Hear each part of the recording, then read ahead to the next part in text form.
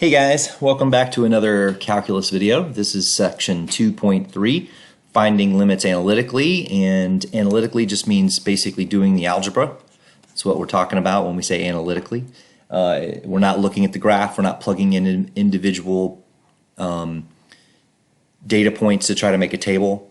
We are actually following some algebra that goes with limits. There are two ideas that go in this section. And the first one is that if f of c exists, if you can plug in the number, then the limit as x approaches c of f of x is equal to f of c. So we talked about the fact that that's not a very interesting case, but it's still true, right? If you have a function and you can plug in your limit x value that you're interested in, if you can plug that into your function and actually get something out, then that's your limit. You're done. Simple enough. But the second idea is equally valuable, and that is if f of x and g of x are equal to each other for all x not equal to c, then the limits are the same if they exist, because, right, how does the limit, remember we talked about the limit's shallow, it can't tell what's going to happen actually at c.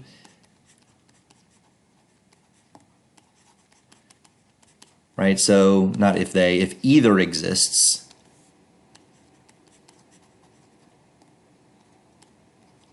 If either of these limits exist, they are the same. Because again, if these two functions are the same everywhere but c, and the limit can't tell what's happening at c, then they must be the same, right? They have to be the same. So that's a really, really important idea. So I'm just going to go through a few examples. There's a lot of rules for limits in the section, and you need to know those rules, but I'm not going to go over those rules. You guys can read the book on your own. And so, you know, like the limit of f plus g is equal to the limit of f plus the limit of g, that kind of stuff. Some of that's in section 2, some of that's in section 3.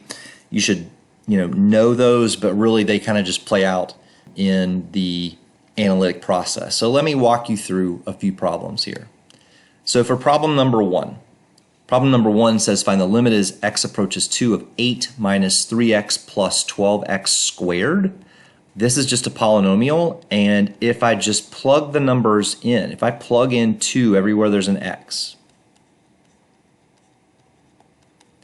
right, I get 8 minus 6 plus 12 times 4, which is 48, and that turns out to be 50.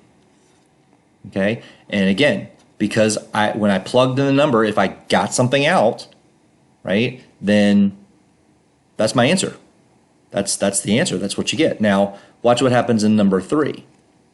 If I plug in -5 for x, make sure you group it properly, I get -5 squared minus 25 over -5 squared plus 2 times -5 minus 15, and that gives me 0 divided by 0. And that does not make any sense. And that is what we call indeterminate form. Indeterminate.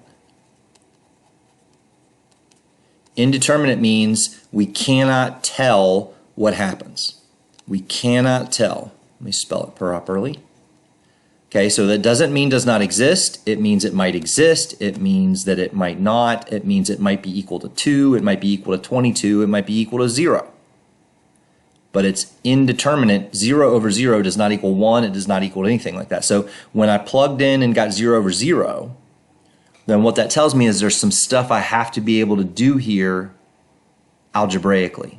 All right? And the most obvious thing to try is to factor. So I'm going to wipe this stuff out now that I've tested it. I've tried it out. I got 0 over 0. You always want to plug in, because if you can plug in and get 50 like I did in problem number 1, then you're done.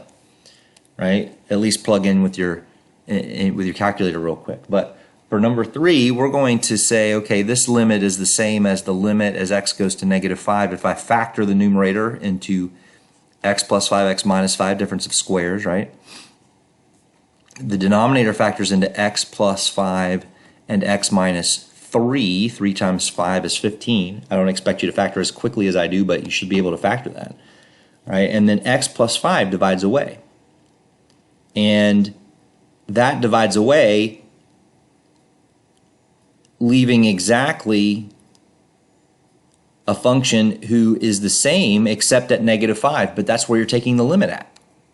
So since you're taking the limit there at -5, I can just take -5 and plug it into this is my my g of x function now.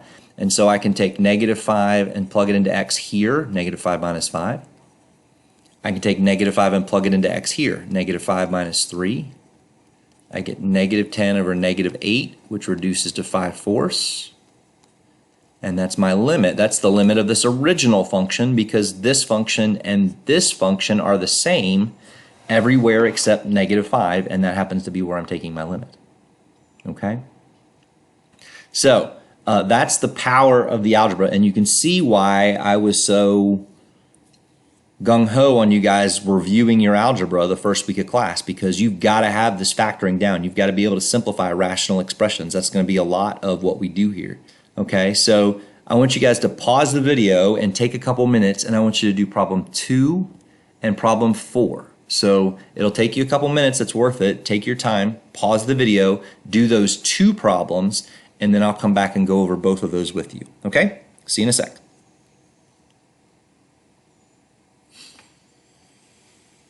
Okay, so for number 2, we're going to start off by just plugging in -3. 6 plus 4 times -3 all over -3, the group squared, plug it in properly, plus 1. And so that's 6 minus 12 on top and 9 plus 1 on the bottom. And so you get -6 over 10, which is -3/5. Okay. Now, if you plug in 8, however, in number 4, if you plug in 8, you get 0 over 0. I'm not going to do that right now, so you can, I trust you can plug in numbers. So what are we going to do? We're going to factor the numerator. The denominator is just 8 minus z. Not much we can do to that, right? 8 minus z. But the numerator factors into 2z minus 1 and z minus 8. Now be careful. Z minus 8 and 8 minus z are not the same factor. However, they are exactly opposite factors as far as adding and subtracting, right? 5 minus 3 is 2, 3 minus 5 is -2. If you switch the order, you get opposite signs. And that's always true. So z minus 8 and 8 minus z divide away, but they don't divide away cleanly. They divide away and leave a -1. So we get 2z minus 1 times -1. You could factor out a -1 here, for example, all right? And now you can just plug in and get 2 times 8 minus 1 times -1, so we get -15. So the limit for problem 4 is -15. That's the limit of this expression. All right, some notational issues, guys. Notice that once I plug my numbers in, this limit symbol goes away. But that limit symbol does not go away until I plug in my number. So you need to have limit, then when you plug in your number, right, it goes away. And then you just keep going equals. Do not write lim z of 8 equals -15. Don't write that. That doesn't make any sense. Okay, so don't do that. All right, just string it along. Limit of this equals limit of that. And then when I take that number and plug it in, the limit part goes away, because the limit is what's telling me to plug it in. It's kind of like an f of x type of situation. The limit as z goes to 8 is telling me eventually I'm going to plug 8 in. All right, now that's how you handle these if you need to factor. There are certainly other methods. Let's take a look at problem number 7. Again, if I plug in 4, I get the square root of 4 minus 2, which is 0, and I get 4 minus 4, which is also 0. So that's my check to tell me that I got to do something else. All right, and again, you can just kind of do that in your head or on your calculator. So how are we going to handle this guy? This guy doesn't factor. However, this is one where we can use, remember what we called the conjugate? I multiply by the square root of z plus 2. This is called rationalizing. And in this case, I'm rationalizing the numerator, which is totally fine. If you do it to the top, you got to do it to the bottom. And so foil out the numerator. I still have limit. I haven't plugged my number in yet, so I still have limit as z goes to 4. Foil out the numerator. You get square root of z times square root of z, which is z. Middle terms cancel, and you get negative 2 times positive 2, which is minus 4.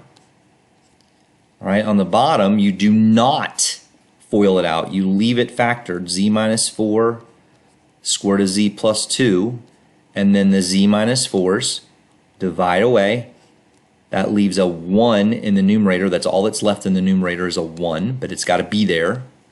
And now if I plug in my z's everywhere, I get 1 over the square root of 4 plus 2. Square root of 4 is 2. 2 plus 2 is 4. I get 1/4. Okay? And that's how you handle that type of problem. So why don't you guys try number 9? Very similar. Once again, you've got the square root. This time the square root's in the denominator, but that's okay. And remember, you only foil out the part with the radicals on both sides. When you're using the conjugate, that's what part you foil out. You don't foil out the other part.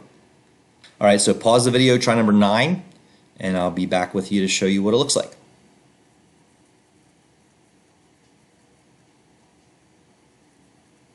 All right, so again, if you plug in 0, you get 0 over 3 minus 3, which is 0. So it does make sense to do something here. We're going to multiply by 3 plus the square root of x plus 9. The only sign that changes, guys, is the sign in between the two terms. The sign underneath the radical never changes. Okay, and then of course I'm going to do that up top, 3 plus square root of x plus 9.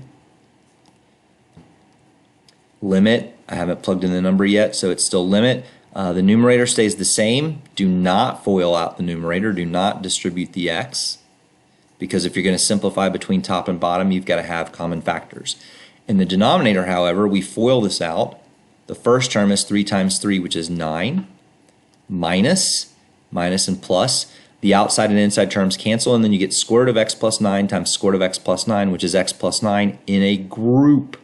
Without the group, you're in big trouble. Okay, so make sure you group it properly. Limit as x goes to 0. The numerator still, I haven't done anything there yet. I don't really see any simplifications I can do yet. But in the denominator, if I take this negative and I distribute it, I get 9 minus x minus 9. And so 9 minus 9 is 0, and I get negative x in the denominator. Okay, so I get negative x. X divides negative x and leaves a negative 1 in the denominator. And so now I can plug in 0 for x. I get 3 plus the square root of 0 plus 9 all over negative 1. And square root of 9 is 3, so I get 3 plus 3, which is 6, divided by 1. Negative 1 is negative 6. Okay? So that is how that plays out. Finally, if you have a piecewise function, now there's other algebra we could do, right? We could have complex fractions, all sorts of other things. Number 6, you have to FOIL it out, right? There's all sorts of other things you could do, but I'm just showing you a couple examples. But I do want you to see what happens when you're looking at a piecewise function for number 10. Okay, so with this piecewise function, the limit as x approaches negative 6 of f of x. This is f of x. Remember how that works? When x is less than 1, you use that function. When x is greater than or equal to 1, you use that function. Well, if x is less than 1, and negative 6 is certainly less than 1, then from both sides, as I approach negative 6, right, as I get close to negative 6, maybe not the whole time, but certainly as I get close to negative 6, both negative 6 from the left and negative 6 on the right are both on the left-hand side of 1.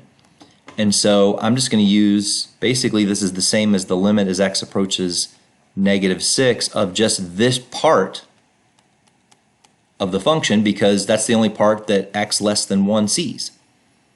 So we just plug it in. 7 minus 4 times negative 6, 7 plus 24, which is 31. Okay, simple. However, when I go to the limit as x approaches 1 and my breaking point is at 1, the limit from the left-hand side uses that function, but the limit from the right-hand side uses the squared function. So what do I have to do? I have to do two limits. I have to do the limit from the left, and the limit from the left is less, And so that's 7 minus 4x. And now I find the limit just by plugging in. 7 minus 4 times 1, which is 3. Also take the limit from the right-hand side, but from the right-hand side, which one do you use? You use x squared plus 2. If I plug in a 1 there, I get 1 squared plus 2, which is also 3. The limit from the right is 3. The limit from the left is 3. So what is the limit overall?